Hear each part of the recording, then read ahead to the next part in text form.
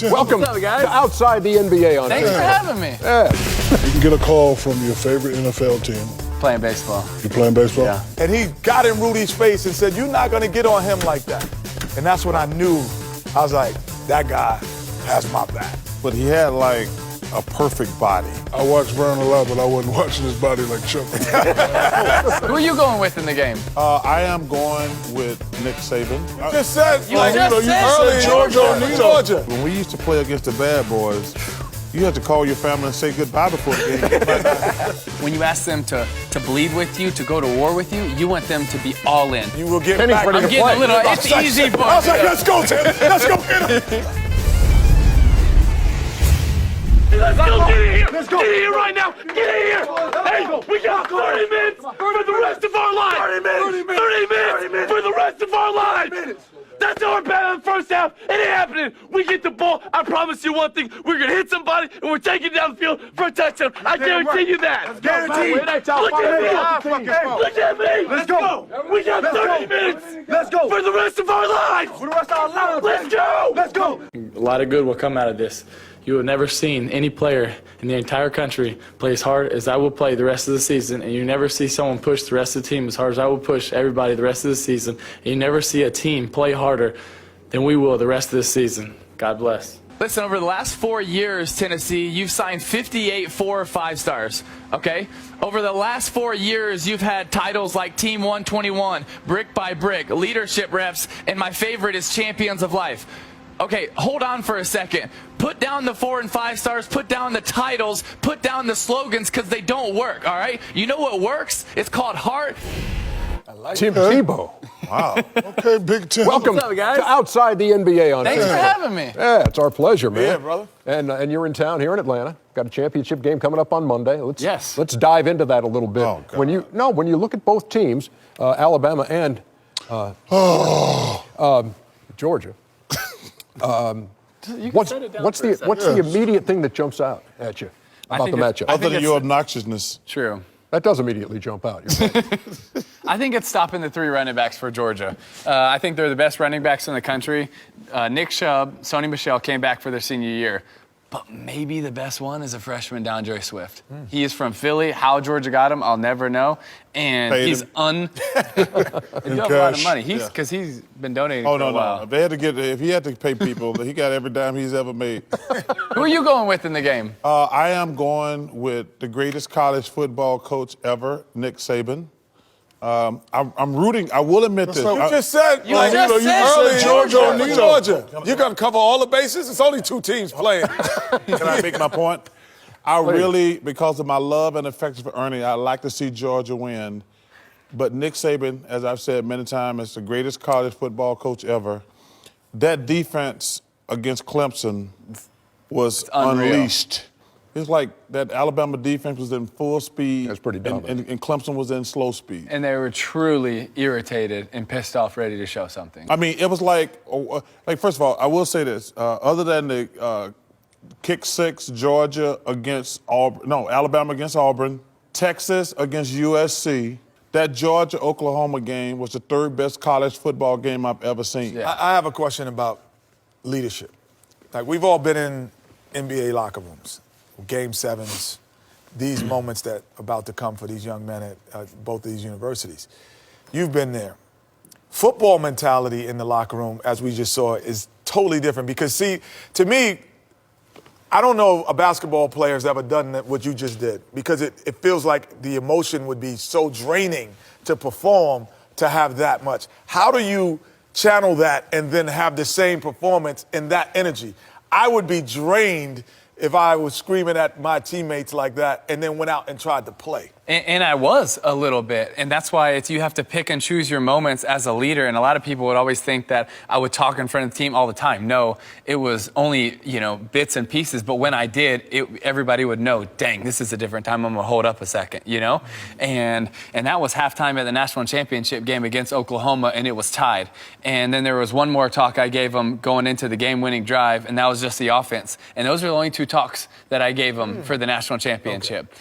And so it was very few and far between, but when you give a talk, you want it to mean something. As a leader, when you speak, you want people to listen. And you don't want to just be someone that talks all the time because words fall flat. But when you say something, you want it to mean something. You want it to hold weight. And when you say something, when you ask a teammate to do something, when you ask them to bleed with you, to go to war with you, you want them to be all in, totally locked in and ready to give everything Okay, wait, for you. Tim, you're there, right? You will get Kenny's back. ready I'm to getting play. a little, it's easy for I was me. like, let's go, Tim. Let's go get him. Let's go get him. How do you channel that kind of stuff that you have in you then when you turn the page and you're playing baseball and a game is 4 hours long? Yeah, and that's sometimes hard. They drag. Yeah, I'm serious. It is. It's hard. But for me, and when people would talk about the baseball and how you get burned out a long season, it didn't happen because I just love it. It's fun. We're going to play baseball. Just like you guys come to the show and have fun every night, that's what I do. And people are like, well, why are you going to go do that? It's going to be so hard to succeed. Because I love it. Because it's fun. And why was me choosing what I want to do based on success or not? It's based on what I want to do and going after something that you love. We all know you as Tim Tebow, a great quarterback, especially in the SEC. You killed LSU many times. You can get a call from your favorite NFL team. Playing baseball. You're playing baseball? Yeah. So NFL is done? Yeah. Okay.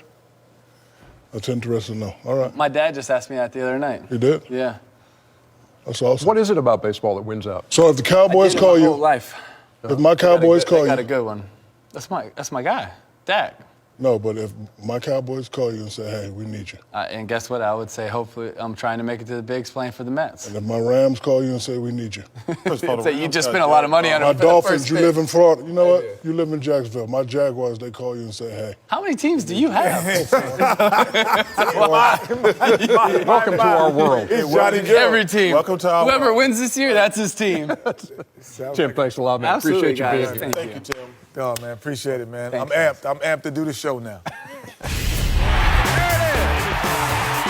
points for Vernon Maxwell. Maxwell for three. There it is. Maxwell and AC Green. That's the Vernon Maxwell from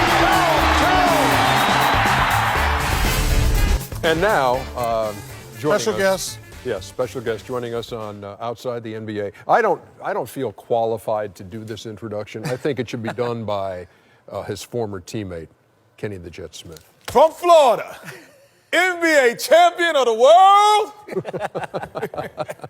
Chuck, why are you looking Why you like like that? I'm just good. Vernon Mad Max Maxwell. Welcome. Thank you. Thank Good you for to having see me. you, man. Appreciate it. Thanks for having me. So what was Kenny like as a teammate? Oh, what was Oh, that? he was a great teammate, man. It's like What makes a great teammate? a guy that had my back. I mean, all the time. He knew when my family was having problems and when I was having problems and vice versa. So that makes a good teammate for me. Yeah, everybody, I was saying this before. Everybody's, oh, he's my brother, these are my brothers, and it's normally because the guy passes you the ball. But really, brothers, where I felt that we were, is he knew when my dad was going through something, my mom, and we'd have real conversations. Of course. And I said, we went in as young men, and then we left as men. So he saw that whole transformation, and I saw it with him. So that's a different relationship than course. he set a good screen for me. Right. You know, and Do you think that's what it was. do you think that's missing in the game today? Do you think younger players are invested in each other as you guys were on that Rocket team? I mean, these guys these days, I mean, they're different than when we played. So In what way would you say they're different? Don't say it. Just say it. It's Say it. soft. I mean, Don't say it. I mean, you can't touch nobody anymore. I mean, the flagrant fouls are really fouls, and I mean, it's just different now. I don't think I could have played in this era. no, I think, honestly, I always say this. You're Dwayne Wade before Dwayne Wade came. Of course, right. The way Dwayne Wade plays now and has kind of evolved then. But if you played in the era as fast, you were a much better athlete. So as fast as you were, with no hand check rule. Right. Can you remember Dan Marley? Yeah. That series, Chuck. The thing I've always told people about Vernon, I says, number one, he's tough as nails, but he had like a perfect body. Like, he was the perfect size, he was lean, but he was strong too, so he can play athletic, he can play physical, and those guys are hard to find. Like, some guys are like, oh, he's a physical Oh, you player. want Shaq saying Yeah. he was like that as well. No, listen. I watched Vern a lot, but I wasn't watching his body like Chuck. But that's because when you, I'm just saying. as a guy who has to be a cerebral player, because I'm a 6'4" power forward, I have to think my way through the game. You just was out there beating up on people. Yeah, that's right. And they got But 4 rings. you That's have you have to be able to think. You didn't think. Welcome to our world I here. need to think. How about this? Yeah, well, this play right here, Chuck. Was you thinking on that play? No, I'm not giving up no layup. And look what Chuck do to me. Hey, I'm not giving up no layup. Watch what Chuck do. Oh, see, but Look you at see, Chuck. he was right in it. Speaks. Yeah. Chuck looked Hey, at me. listen, if you talking about a foxhole, Vernon has That ain't even a hard foul. Yeah, but Chuck, that's a dirty play. No, it's not. At the end of the game, we Game were was up. over. They were up. The game was over. Hey, you know what I remember about Vernon, Kenny? Oh. I like that. Why don't you find that amusing? Oh, man, it's my guy, Chuck, man. First of all, I was right, and he was right. Somebody, I'm not, listen, they had the game won. You don't give up a dunk on that situation. And I could have undercut him. I just kind of pushed him back. I could have hurt him. I knew when I was trying to hurt somebody, but I respected Vernon for getting in my face. And we wasn't going to fight. No, But you you're wasn't supposed gonna to, fight. you're Vernon supposed to wasn't come to your teammate's defense. You know what I remember about Vernon, and a lot of people don't give him enough credit for it. Vernon, people always talk about trash talkers, Gary Payton.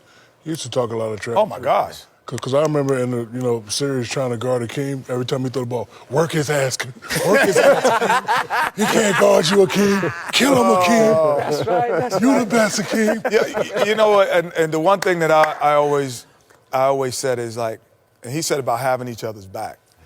But the most prolific thing that I can remember when you had my back, and you probably don't remember it, is when we were on a 7-game losing streak. We were on a 7-game losing streak, and Rudy T comes into the locker room, and we have this team meeting, and he's starting to meet, but he's on me for the first half an hour. He's not saying anybody else is playing poorly. And Vernon gets up and goes, listen, I'm not going to have you talk to Kenny like that. Everybody in here has contributed to these, and I was shocked. And he got in Rudy's face and said, you're not going to get on him like that. And that's when I knew, I was like, that guy has my back. You remember that moment? Oh, yeah, I remember what Kenneth's talking about. I had their back. I mean, I loved all the guys. I mean, that's the only way I knew how to play. Anybody intimidate you? Never. Who came closest to being a guy that you didn't want to mess with? Me? But wait, why? What do you think intimidation? Big Shaq. Do you think intimidation plays a part in the game?